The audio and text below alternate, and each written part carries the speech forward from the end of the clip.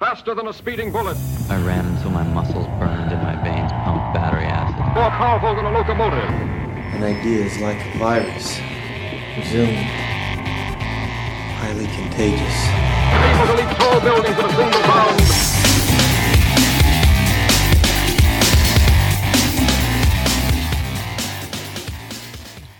Hey guys, Jared Moon here from Into 3 Fitness, and welcome to the Better Humanology podcast. Today we have Scott Nelson. So Scott Nelson is a co-founder of Joovv, which is a light therapy company, the first company to develop a full-body light therapy device designed for convenient in-home use.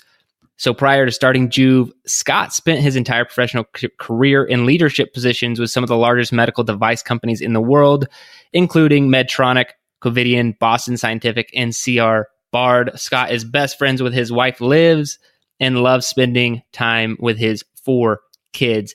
Now, what we talk about is not so much about his company, Joovv, which is a great company, great device, but we talk a lot more about the science behind light therapy, or more specifically, the buzzword I've heard a lot around podcasting health circles is photobiomodulation, which sounds crazy. It's a mouthful, but really photo means light, bio means life, and modulation means change. So not very complicated once you really break down that word. But we do talk about a lot of different wavelengths of light, how to use light for different things like athletic recovery, improving your skin, a lot of different things that light can do. And he gets into the real nitty-gritty science of it all, and also how you could use it in a day-to-day basis to improve your life. I think it's really cool. Photobiomodulation is a pretty awesome tool in your toolbox that you could add to become a better human. So listen to Scott. We spend a lot of time just making sure, we provide the best information around light therapy, and this guy knows his stuff. So without any further ado, let's just listen to Scott from Joovv on photobiomodulation. All right, Scott, welcome to the Better Humanology podcast, man. I'm super pumped to have you here today. Awesome. Yeah, no, excited for our chat, and looking forward to discussing the importance of light. Yeah, it's going to be really cool. And I haven't really gone deep on this topic on the podcast yet, so it's awesome that we have you on. But before we get into that realm, let's start off with some challenges for myself and everyone else listening. If you could kick us off with a fitness challenge. A fitness challenge. So I'm gonna steal an idea from a buddy of mine, Joe DeStefano, who's the director of sport for Spartan Racing, and he actually gave this tip to me. Gosh, it's probably been a couple months ago, and I've eased into it. But in order to, he's a big believer in breath work. It's one of the things that he focuses on with a lot of his clients, as well as just like his daily work. And so he mentioned this technique. I think if my memory serves me right, it dates back to like ancient Greece, I think. It's a parlay into like the whole aspect of like Spartans in general. But anyway, he said whenever going on a walk, and ideally it's maybe even a jog or a run, get a drink of water. And hold that water in your mouth, because it really forces nasal breathing. And so I've slowly started to ease into that. But that is incredibly tough to do, especially if the aerobic exercise is a little bit more strenuous. But holding that water in your mouth really forces you to breathe, to breathe through your nose. And so that's a pretty interesting, fitness challenge, one that I found pretty helpful over the last couple months. Yeah, I mean, anything that super practical and helping athletes or people in general focus on breath work. Now, just so I understand correctly, so like while you're jogging or whatever, are you carrying water with you and you just take a sip and continue jogging with water in your mouth? Is that how it works? No, it's not. It's not a continuous sip. It's actually holding that same drink of water. Like, so basically, say I'm going to go walk, even just walking. But maybe let's get a little bit more pragmatic, and it's walking up a hill. So it's a little bit more strenuous aerobic exercise. So I'm going to actually take a drink of water and keep that same amount of water in my mouth through the whole exercise. Oh, okay. And so yeah. So I'm not swallowing. I'm not spitting. That by holding that water in your mouth, it forces your body to breathe. It forces nasal breathing in essence. And so it's pretty. I mean, it sounds kind of tough, but like actually when you do it, it's even harder.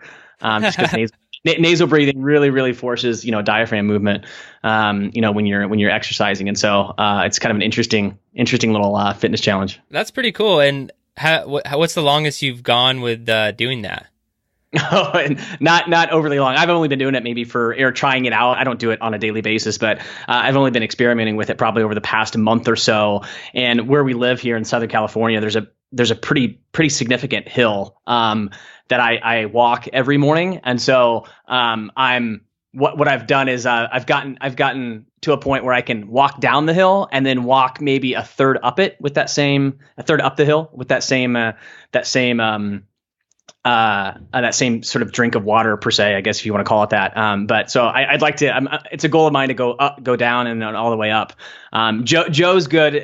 Joe's good enough where I think he's actually done a significant mile run with that same. I don't recall how far, but he's gone. He's run for a certain amount of miles with that same sort of gulp of water to force nasal breathing. So he's much more advanced than me. But I would encourage anyone who's kind of interested in breath work or is kind of focused on that right now to try that out. It's pretty challenging. I really like that. I just love the practicality of it. Anytime you're challenging your breathing and working out, it's very noticeable. I know something I've noticed over the years. Now this isn't for practice, just something I've noticed is if I'm ever chewing a piece of gum and then I try to start some hard cardiovascular activity, I notice that it's much harder for me to breathe. And it's because every time you close your mouth to chew that piece of gum, you're cutting off your oxygen supply for, a half second. And, I've always wondered if there was any sort of benefit to the breath work you might be getting in small amounts there. But other than that, it just sucks, which I'm sure this is very, very similar and very challenging to do. But I'm going to try it for sure. That sounds really cool. Cool, man. Yeah. I would encourage anyone. And I'm kind of at this point now in my sort of my fitness routine where I'm much more interested in like functional fitness. Yeah. My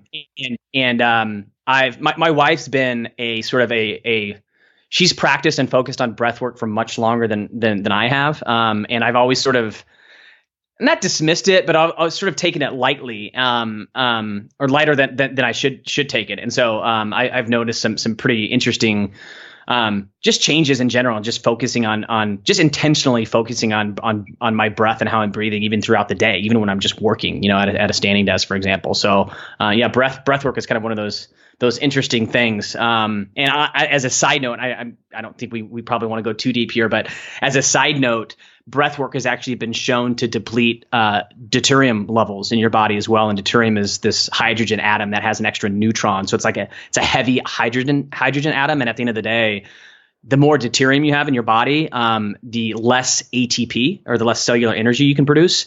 And so breath work actually has been shown to decrease your deuterium levels, which is kind of interesting. So so breath work is kind of one of those interesting areas that maybe will become a little bit more of a focus for other fitness enthusiasts in the coming years. Oh man, I see it. It's getting huge, way more popular than it was even more like 3 to 5 years ago.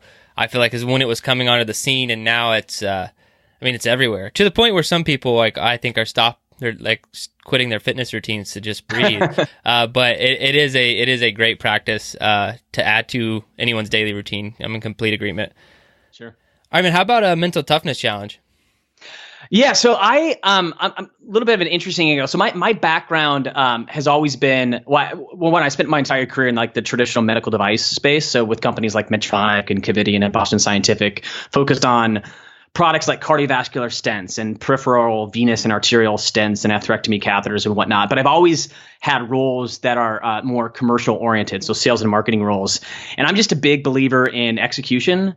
And this next challenge would be, when it comes down to execution, I heard about this technique. It's a little bit more of a sales technique, but I think it can really apply to any sort of like routine or repetitive task that you need to do on a daily basis. Where it was like this old sales guy that at his computer he'd have a jar, like a bowl of paper clips. And he knew he needed to make a certain amount of calls or a certain amount of touches every day. And so literally for every call or every email, I can't remember exactly the story, he would literally just take one paper clip out of one bowl and put it into the next bowl. And it sounds so silly and sounds so like sounds so rudimentary, I guess, is probably the best description. But just the reason that's like so cool to me is like that a lot of times with like a lot of those things or projects that we're working on over the course of weeks or months, they require that sort of diligent execution. And I just like the simplicity of that, of like every call or everything that I have to do to make this project go live.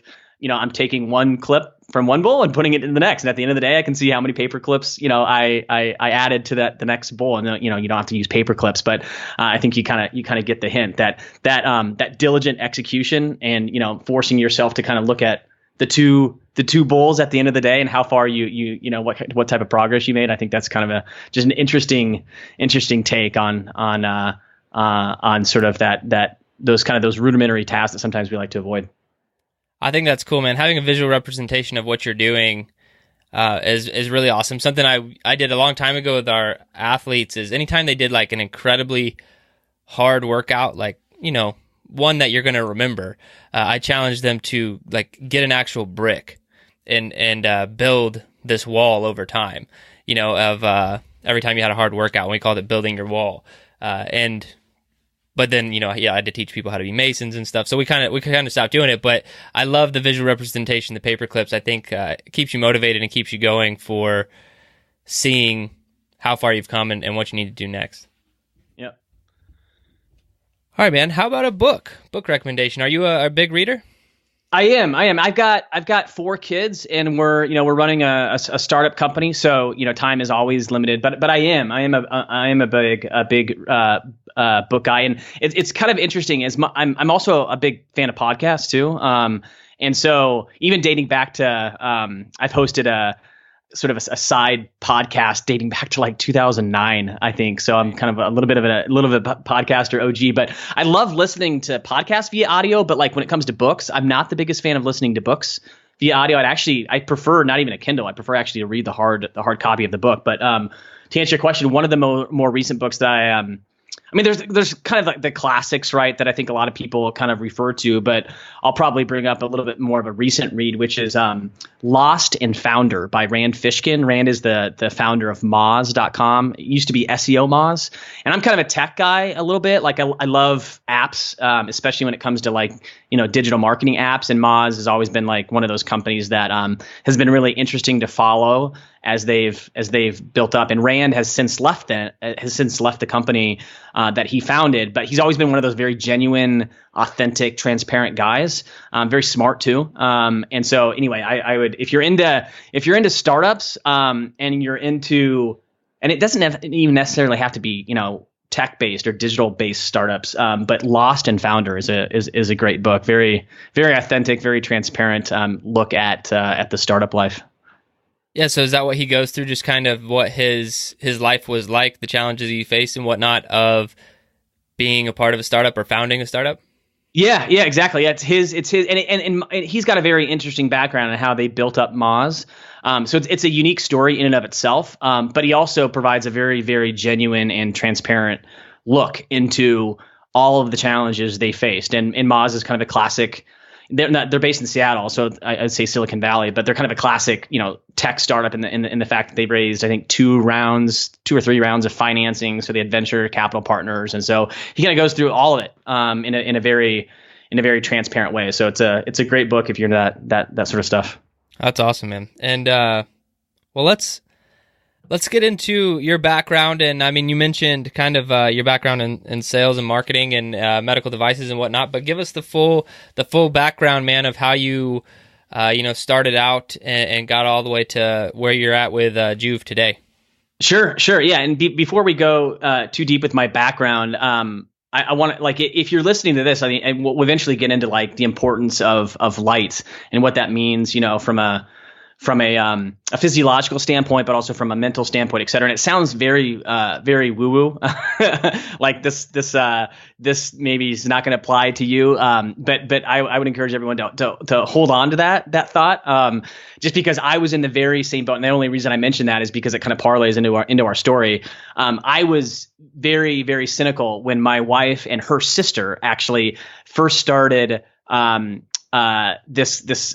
they actually had purchased a light therapy package at a local med spa when we still lived in Minneapolis, and we were based in Minneapolis just because that is one of the, I mean, it's the Silicon Valley of medical devices. There's a lot of big medical device players in the Minneapolis area, and so that's actually why we lived in Minneapolis at the time. And so yeah, they both, my wife and her sister, had purchased these, I'm using air quotes here for everyone that's listening, red light therapy packages at a local med spa, and so they actually saw really good results, primarily for their skin, which really kind of what they were after. But they saw really good results. But having to go to a spa 4, 5, 6 times a week is a pretty big time commitment. Most people are going to give up after the first 4 to 6 weeks, and also it's not overly friendly when it comes to your budget. And so to kind of fast forward, my sister-in-law, my wife's sister, tried to convince her engineer husband, Justin, to actually build a sort of a device that their family could use at home, so they could experience the same benefits without having to go to a med spa on a consistent basis. And so after a bunch of experimenting, Justin eventually kind of built what was our first prototype back in mid 2015. And we had no intention to start a company around this at all. But, during that process of him trying to build out prototypes, I started looking at the science of light therapy, and it's in clinical literature, it's referred to as photobiomodulation. And I was blown away. I mean, I was very, very skeptical, as I mentioned before, of light therapy. It sounded way too woo-woo for my liking. And because I was very used to like very kind of traditional stuff, like I said before, cardiovascular stents, peripheral stents, efficacy of how long we can keep a vessel open, and what that means to a patient, et cetera. So this red light, using light as a therapy sounded way too out there. And so, but after digging into the science, I was blown away. And on that note, there's over 200 published double-blind, placebo-controlled trials on photobiomodulation, and that's almost unheard of when you look at other therapies in medicine. To have that much published research, it was is pretty compelling. And so I was kind of blown away by the therapy. And then as we started, we kind of put our heads together. We looked at what's available. What is there a device that you can use at home that delivers the right wavelengths of light, and enough power that is clinically relevant. That's at somewhat of an affordable price, where you didn't have to go to these commercial practices or spas or practitioners on a consistent basis. And so what we found is there really wasn't anything. You kind of ended up with two different ends of the spectrum. Most products on the market were very small, could treat only a very small area of your body. And in most cases were very underpowered. So you'd have to use them forever. I mean, we're talking about 3-4 hours a day, which no one's going to do in order to see results that mirrored the clinical data.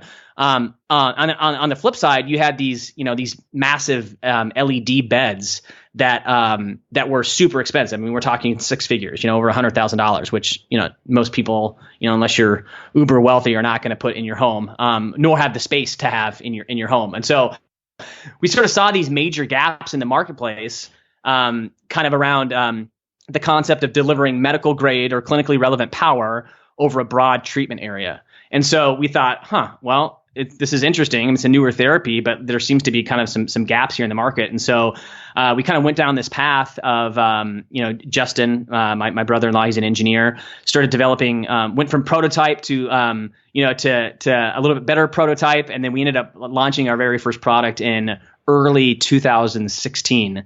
And ever since then, it's been kind of an interesting ride as more and more sort of health influencers have begun to adopt, light as a therapy.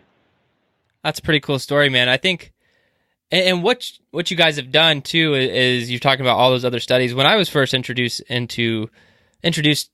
to red light therapy, I almost dismissed it right away, kind of like you're saying, but it was probably around 2015.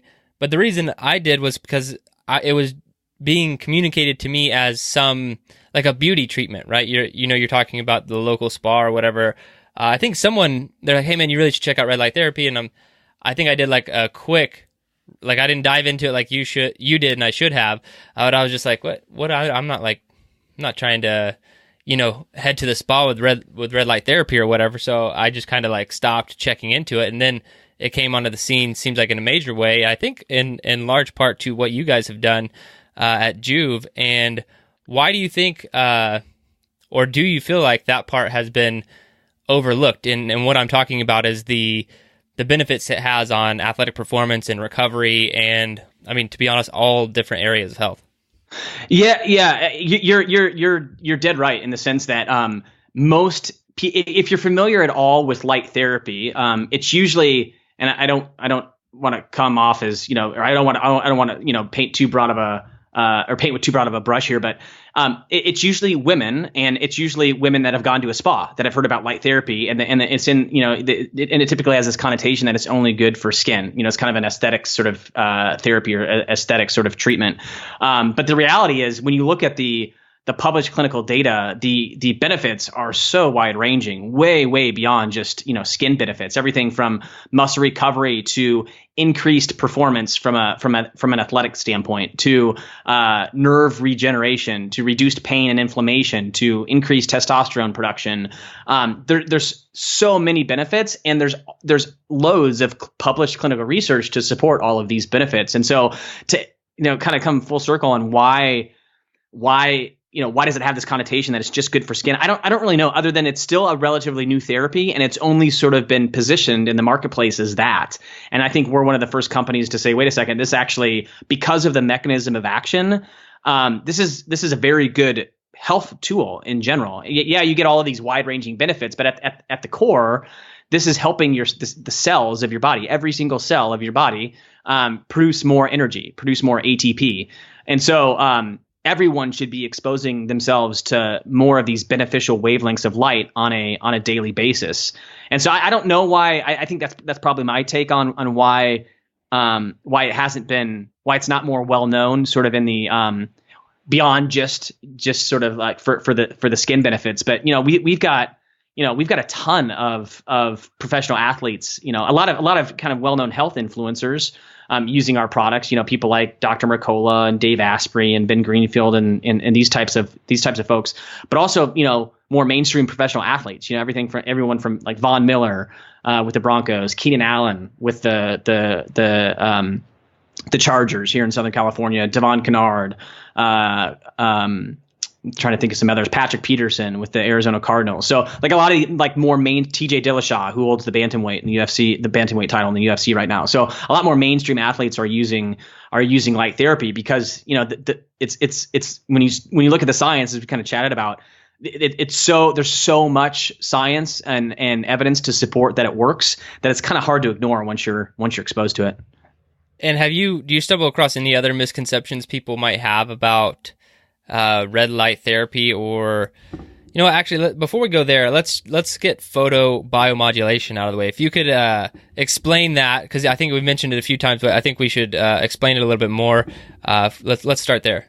Yeah, sure. So, it's most often people hear about this as it's described as red light therapy or infrared therapy, maybe sometimes LED therapy. If you actually do PubMed searches, sometimes you'll see the acronym LLLT, which stands for two things. Some people say it stands for low level laser therapy. Other people describe it as low level light therapy. So there's several acronyms, but when you talk to a photomedicine researcher, someone like Dr. Michael Hamlin, who's on our scientific advisory board, he's a PhD at Harvard in the School of Dermatology. It's widely kind of known as the broader umbrella is referred to as photobiomodulation, and in essence, it's the study of how certain wavelengths of light impact our bodies at a physiological level. So that's kind of what we're talking about. But at a very high level, these certain wavelengths of light, and we can certainly get into the weeds if you want to, but at a high level, our bodies respond to certain wavelengths of light in pretty unique ways. And the analogy I typically like to use is, most people, especially those that are listening to your show, are going to be familiar with how how your body responds to different macronutrients at different times of day, right? So if I eat a bunch of carbs late at night, that's typically not good. Proteins versus fats and how our bodies metabolize those different macronutrients. Well, in the same sort of fashion, our bodies do the same thing with different wavelengths of light especially during different times of day. And so more specifically, red and near infrared wavelengths have been probably studied the most and have been shown to have the ability to actually help our cells, specifically the mitochondria in our cells, produce more ATP, or more cellular energy. And because of that core mechanism of action, that's why you see like this almost unbelievable, too good to be true list of benefits, right? Everything from muscle recovery to reducing joint pain, to increasing testosterone production, to healthier skin and collagen production, et cetera. But that's why. It's because almost every cell in our body has mitochondria and produces ATP. And so that's sort of what light therapy is at a high level. And if you want, we can certainly get into, some more granular details, but you let me know how deep you want to go here. I'm good for getting into the weeds, because I think to get rid of some of the woo-woo feeling other people might have, I think getting into a little bit more of the details or the weeds might help everyone grasp it a little bit more. Yeah, absolutely. So I will. The only caveat that I'll place on this is that we're dealing in the world of like biophysics. So it's not like this can be. It's not like there's just absolute 100% dead clear, definitive guidance around the mechanism of action, because there are some different things happening at a cellular level, but most photomedicine researchers tend to agree that the core mechanism of action of light therapy comes down to you have to view it in light of cellular respiration. And the 4 phases of cellular respiration, number 1 is glycolysis, number 2 is pyruvate oxidation, number 3 the citric acid or Krebs cycle. And then the 4th stage of cellular respiration is oxidative phosphorylation. And that's really kind of where the magic happens with light therapy. And so when you think about how our cells are supposed to function, during oxidative phosphorylation, there's this different enzymes are being reduced and oxidized, especially during this last phase of cellular respiration. It's largely a phase of enzymes being oxidized. And so what you end up having is this, if you hearken kind of back to your high school biology classes, you have what's called the electron transport chain during the 4th phase of cellular respiration, where these enzymes are passing through this membrane, and electrons are being transferred through the electron transport chain. And so basically you have this wall, and on each side of the wall, the goal is to have a charge gradient. So on one side you have a bunch of electrons, and on the other side you have a bunch of protons, and through that gradient you get the production of ADP, adenosine diphosphate, where that's converted into ATP, and most people probably that are listening are somewhat familiar with ATP, or adenosine triphosphate, which is cellular energy. And so that's how our cells are supposed to function. You want this charge gradient.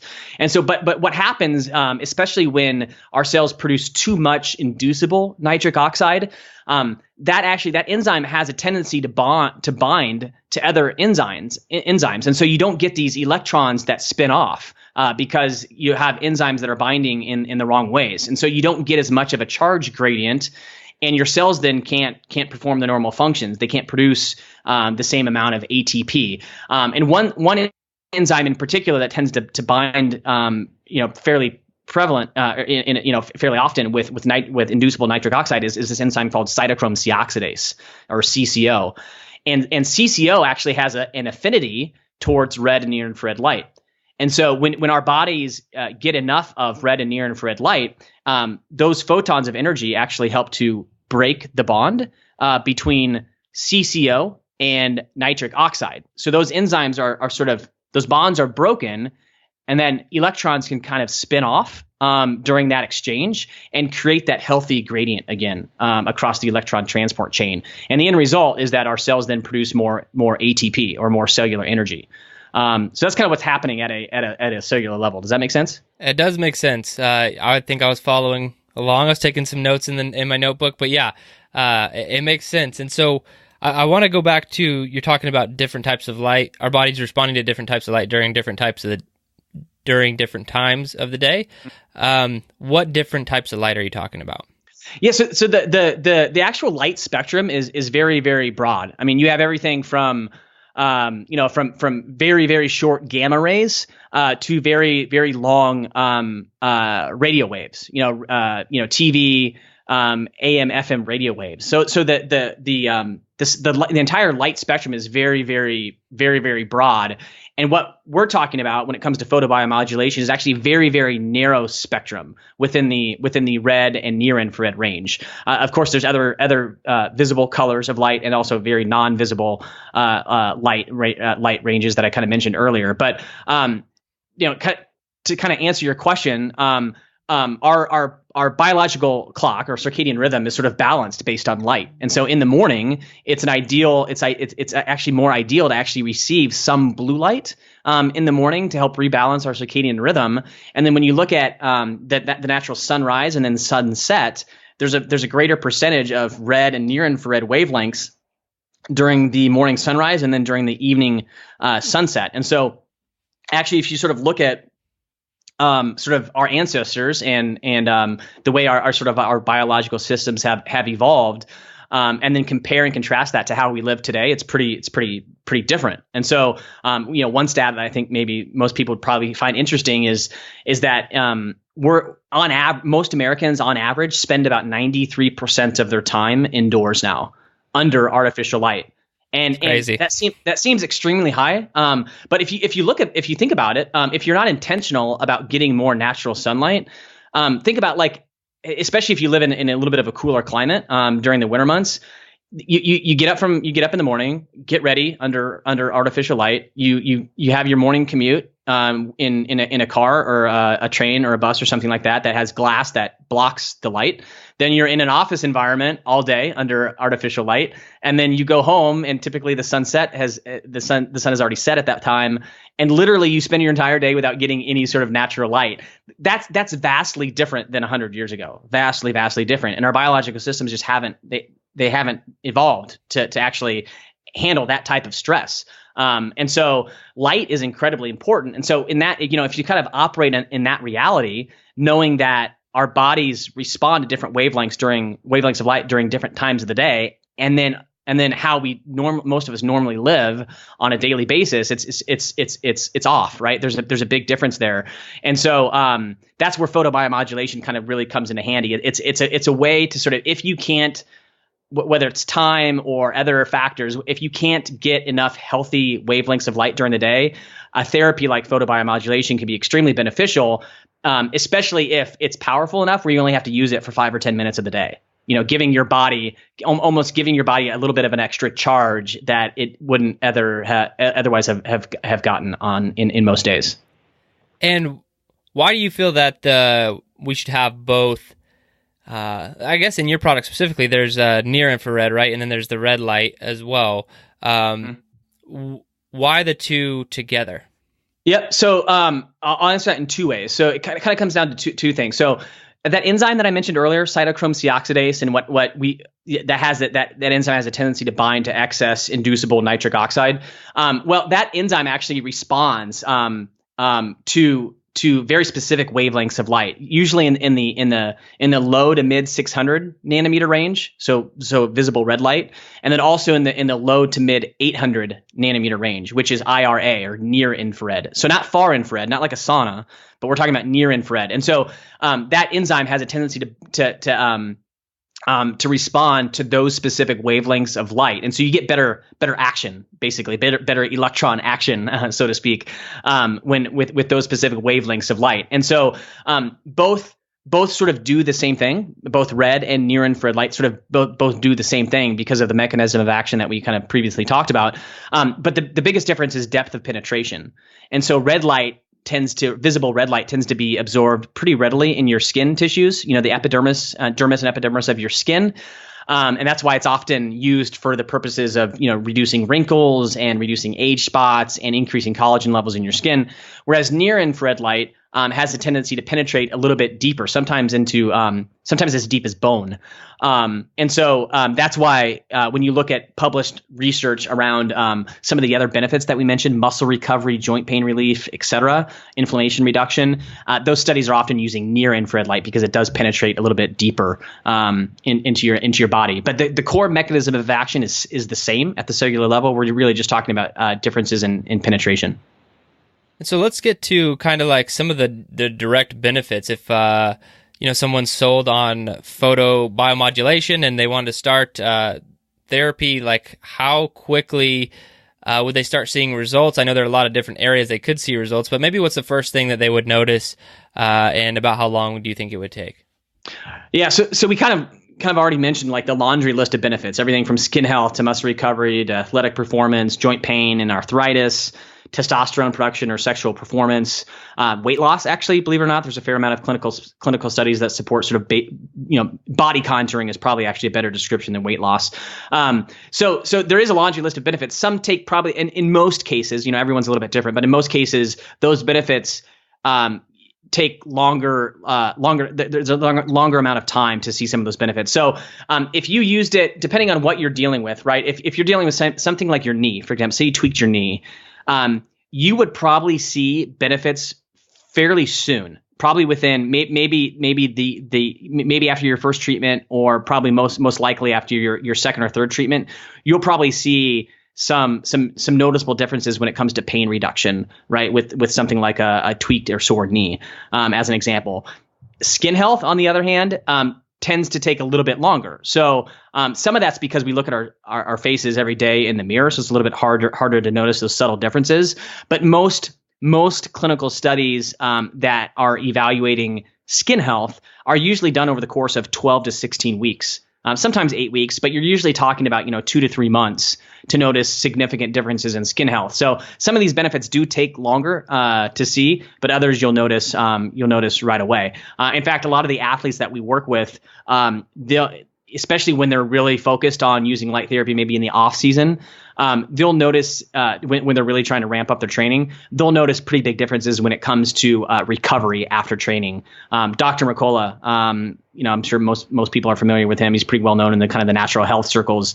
That's one of the benefits that he first noticed. Like after a heavy leg training day, like the amount of lactic acid that built up was noticeably different. And he noticed that the day after a big leg day. So some of that stuff you'll notice right away. Other benefits are going to take a little bit longer. And how long are the treatments? You said as short as 5 to 10 minutes. Yeah, well, it kind of depends on which device you're using, and so you really want to for skin health benefits, you really. A lower powered device will probably be sufficient. But you want at least, for something like skin health, you want to at least be receiving on average, 5 to 10 joules of energy per treatment. And so you kind of have to reverse engineer, similar like how you look at your macronutrient intake. You have to sort of evaluate like how much protein, how much carbs am I getting? You kind of have to do a little bit of the same thing when it comes to light therapy, because that matters. Like how big is my dose of energy? So with skin health, it's 5 to 10 joules of energy per treatment. With something like pain reduction or muscle recovery, you want a lot larger dosage of energy, sometimes 60 to 100 joules per treatment session. And so to answer that question, it kind of depends on the device you're using. But that's one of the reasons we optimized or we designed the devices the way our devices the way we did, is we wanted a significant power output. Irradiance is actually the technical term for it, not watts, but irradiance.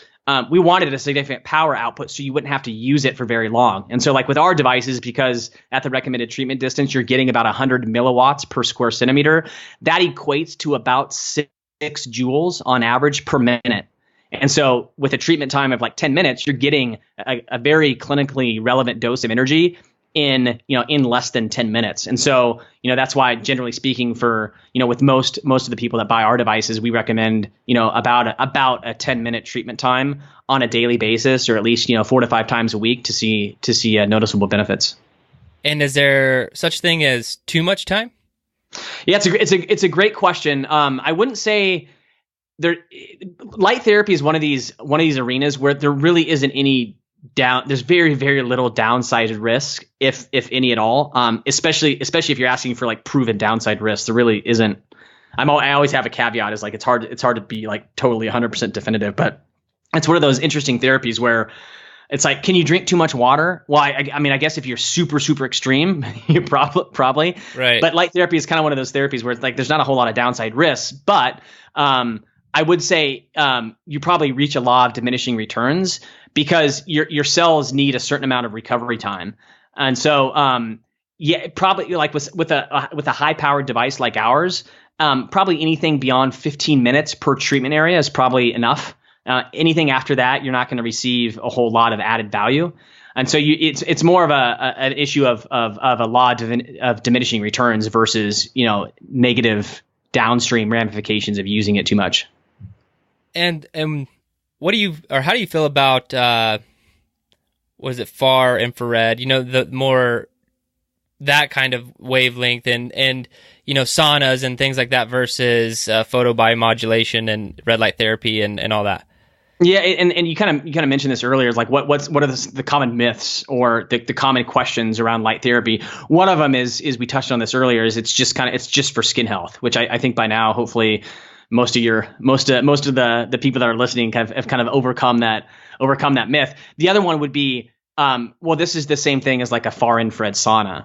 And it's not. And so, I mentioned this earlier that different wavelengths of light, just like different macronutrients, carbs, proteins, et cetera, have different, our bodies metabolize those in different ways. It's the same thing with different wavelengths of light. And so far infrared wavelengths do something different on a physiological basis than light than the wavelengths of light that we already discussed. And so when it comes to light therapy versus like heat-based or sauna-based therapy, both are great. They're just very different in terms of the mechanism of action. And a lot of saunas nowadays utilize far infrared wavelengths primarily because those generate the most heat. And that's the end goal with the sauna is you're trying to heat your body. You're trying to induce heat stress on your body, induce heat shock proteins. And there's benefit in how your body responds to that heat stress. That's very different from a mechanism of action standpoint than light therapy or photobiomodulation. With photobiomodulation, the goal is not to induce heat stress.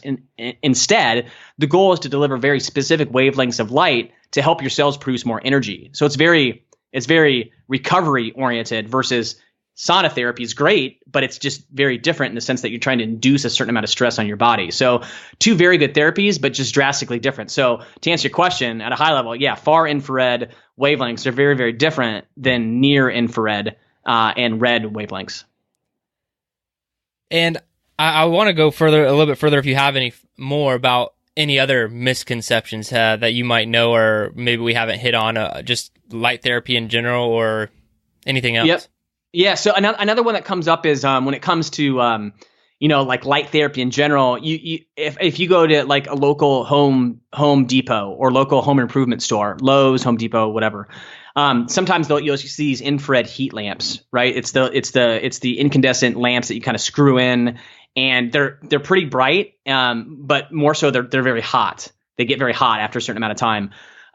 That's not light therapy. And the reason for that is those specific sources, those heat lamps, those incandescent bulbs, they produce a very wide spectrum of wavelengths, right? So because they produce a very wide spectrum of wavelengths, you're getting a very low percentage of the clinically efficacious wavelengths, the ones that we already spoke about, the wavelengths in the low to mid 600 nanometer range and in the low to mid 800 nanometer range.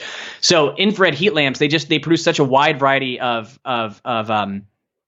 spectrum. That's one of the reasons they get so hot, because they actually produce a fair amount of far infrared wavelengths because they generate a decent amount of heat. And then also they're relatively, even though the wattage is very high, most of them are 250 watt bulbs. They're very, very inefficient. And so they actually don't produce the necessary amount of irradiance that you need either. And so we kind of talked about this earlier a little bit. And in the sense that, like, when you look at a very good light therapy product, you want to see pretty high irradiance levels, anywhere from at least 50 milliwatts per square centimeter, maybe, to a situation like ours where you're getting well over 100 milliwatts per square centimeter. That's kind of like the horsepower of an engine, so to speak. And so with infrared heat lamps, you're typically getting, you have to stand a little bit farther away because they're very hot. But if you're standing, roughly, 18 to 24 inches away, you're only getting, less than 10 milliwatts per square centimeter. And so theoretically they could work a little bit, but again, you have to use those for like hours and hours per day to get any sort of like clinically relevant response. And so that's kind of a long-winded answer, but yeah, infrared heat lamps is not the same thing as light therapy. That's kind of sometimes a common misconception when people start to do a little bit of research into this space. And so we've actually got a decent article, and maybe you can link to it in the show notes. We actually got a decent article, a few nice articles on our site that really go into the differences between both saunas and light therapy, as well as infrared heat lamps and light therapy, if you want to like really get into the weeds and try to understand this at another level. And so those are probably two of the more common, misconceptions that are questions that kind of come up. Another one is like what to look for in a light therapy device. Like say you're sold, you're like, hey, this sounds really interesting. I'm one of those people that doesn't get enough healthy, natural light on any sort of consistent basis. Another one would be like what to look for in a device. And it doesn't have to be overly complicated, but it probably comes down to a few core things, a few core technical, things to look for in a product. One would be which wavelengths are delivered from this device. So you want pretty specific, pretty precise wavelengths. You want to make sure that you understand that. You also want another one that often most companies unfortunately don't list out is what's the irradiance coming from this device. And so not wattage, but irradiance. You want to really look for that number. Like I said before, it's kind of like the horsepower of an engine. I mean, it's like going and buying a car and asking what the horsepower of a certain engine is, and the car sales guy says, well, I can't tell you that, or I don't know. It's kind of, at that point, you'd probably walk away. So it's kind of the same thing with light therapy devices. You want to know the irradiance because that allows you to calculate the energy dose of that you're getting in a certain treatment session. So that's really an important thing to look for. And then lastly, think about like the size of the device too, right? Like if you're just trying to treat a tweaked ankle, right? If you have tennis elbow or golf elbow or a knee, you can get away with a smaller device, but we're at Joovv, we're pretty strong believers that this type of therapy is great for every cell in your body. And so why not try to use something that delivers these wavelengths over a very broad treatment area? And so that's another key consideration. And I guess here's another question, and this one's really simple. I'm sure you get asked all the time, and it's listed on your website. But I just want to hear your answer. Is do you need to be naked? Yeah. So technically the answer is no. And the reason for that is if you're just treating like your elbow, well, of course you don't need to be naked. You just need to make sure that whatever area you're treating is exposed to the light. So if your goal is full body light therapy, which is the most common goal with most of our customers, well, yeah, then you're going to be naked, and most of our customers will use the device for 5 to 10 minutes after a shower in the morning, or late at night, after they get dressed or get undressed, I should say. And so so whatever area of your body you're trying to treat, yes, that needs to be your bare skin needs to be exposed. But if you're trying to just treat an ankle, a sore back, whatever it is, just make sure that specific area is exposed to the light. Awesome. All right, you ready for the quick fire questions of the show? I am, man. Yeah, let's do it. All right, what's the hardest workout you've ever done? The hardest workout I've ever done, I probably have to date. I don't do this type of stuff anymore, but I'd have to probably go back to the summers. In my summers in high school, actually, did some pretty strenuous stuff. And I remember doing these. It was actually a football drill, and we did these. I'm trying to remember the technical name for it, but in essence, we did 300-meter sprints. So you basically run 3/4 of the track, walk the last 100 meters, and then do it all over again. And I think we did upwards like that without any rest. Your rest is the 100 meters between the sprint, and I think we did that. We got up to like 12 times in a row. And that was brutal. I remember like trying it actually relatively within the past 6 months. And I think I did maybe like 3 or something like that. And I was like, geez, hard to believe that at one point in time, I was, we were doing 12 of these, no problem. So yeah, that's probably the most strenuous sort of thing that I remember, or that comes to mind anyway. That does sound brutal. I mean, that's at least 3 miles worth of sprinting, which is including the rest, but that's pretty brutal. Yeah. No, it's, and I'm not like, I don't do a ton of like cardiovascular, like aerobic type of work, but that in terms of like just, this is killing me, that's probably what comes to mind, comes to mind first. All right. In your opinion, what's the best activity for building mental toughness? Mental toughness. I would say, gosh, that's a great question. Best activity for I don't want to sound, for the sake of sounding repetitive, but I would, that technique that I mentioned at the beginning of the show, that little paperclip, transferring the paperclip, I would probably say that, because it requires just very, very diligent execution in the most rudimentary way. And if you could like do that for a week, find the most repetitive tasks and just do that for a week and just see like how many times did I actually succeed in this. That's probably the activity that probably builds the most mental toughness. And again, it probably depends on what you're tracking against. But if you're tracking against very stuff that matters but is just very routine and sort of boring, I think that builds a certain amount of like mental toughness. Grinding through some of that stuff. And if you could only have one piece of equipment to train with for the rest of your life, what would it be? So I'll answer that. Oh, two answers for that. So the very simple approach is I'm into like a lot of body weight stuff, like functional fitness and body weight stuff. So most of the stuff I do anymore is body weight oriented. So I would say technically I don't need anything, just because a lot of times I'm just using body weight. But the one piece of equipment I would probably say kettlebells. You can do so much with kettlebells. And I'm certainly no expert when it comes to kettlebell training, but for such like a core sort of tool, I guess, a core piece of kind of equipment, and the broad range of things that you can do with those, I would say my answer would probably be a good old fashioned kettlebell. Awesome, man. Nothing wrong with that. Kettlebell, you can get a lot done.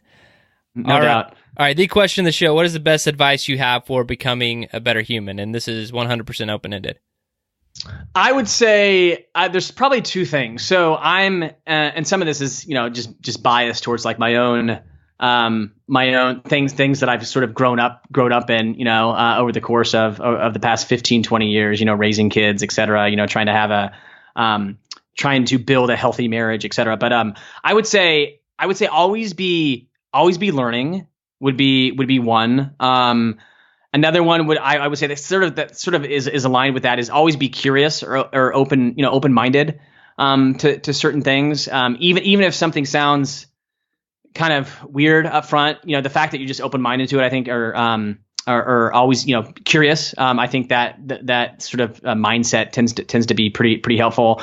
And then, in terms of like just core being a better human, I would say, and this is, I guess somewhat aligned with the first two that I mentioned, it was just being empathetic, just always trying to intentionally put yourself in someone else's shoes, and being empathetic towards, where they're coming from and their life experience. And, that's a lot easier said than done, especially if, the other side is not, the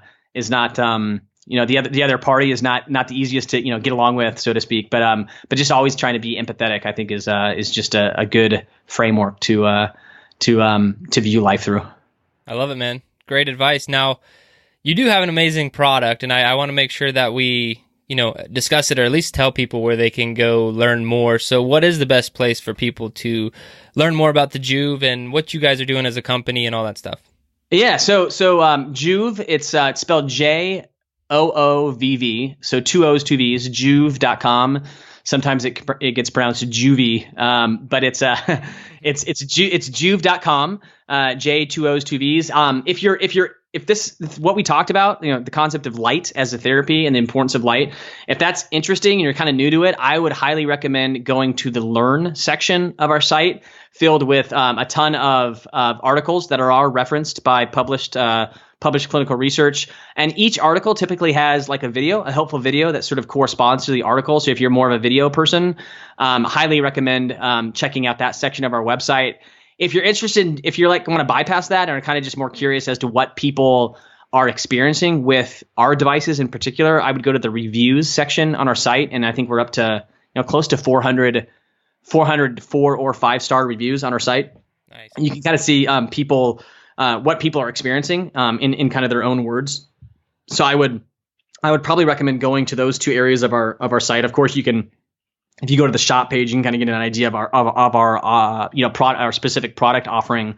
But the learn and the review section is pretty interesting if you're kind of interested in exploring light therapy in more in a deeper way. And the other thing that I would mention too is by the time this podcast is probably released, we'll have launched a totally refreshed version of our core products.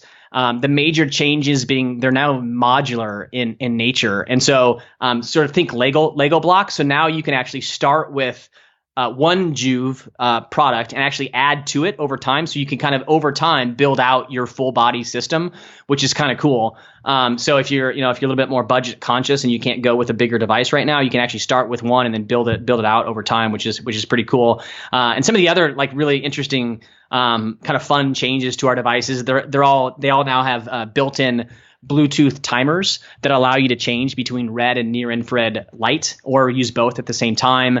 All of the devices are now Bluetooth compatible, of course. So you can control them via one touch button or through our app now, which is pretty sweet. And I think what's one of the more intriguing aspects to me personally, just because I've spent most of my professional career in the traditional medical device world, is our devices are now Class 2 cleared by FDA.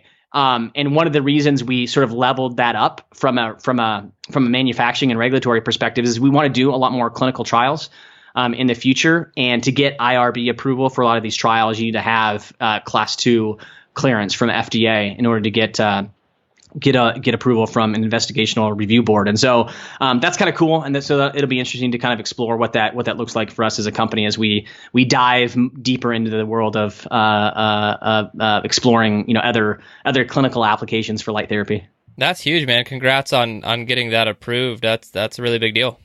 Yeah, no, we're super excited. It's something actually, quite honestly, this refreshed version is we started working on it probably within the first 2 or 3 months of our very first product launch, and so it's been a long time coming. And so it's pretty cool to finally be here. Awesome. So you guys heard it. Go check out Joovv.com. I know I've been all over that learn section. There's a ton of great information and link to studies and videos and all sorts of stuff you guys can check out. I'll link to it in the show notes. Other than that, Scott, thank you so much for your time, and thanks for being on the Better Humanology podcast. Awesome. Thanks a ton for the opportunity. Really enjoyed the conversation.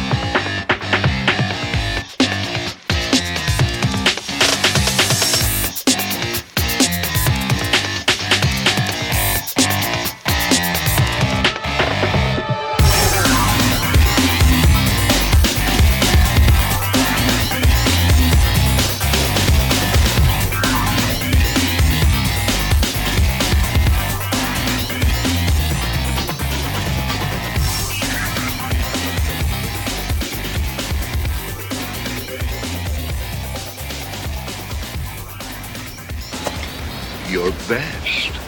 Losers always whine about their best.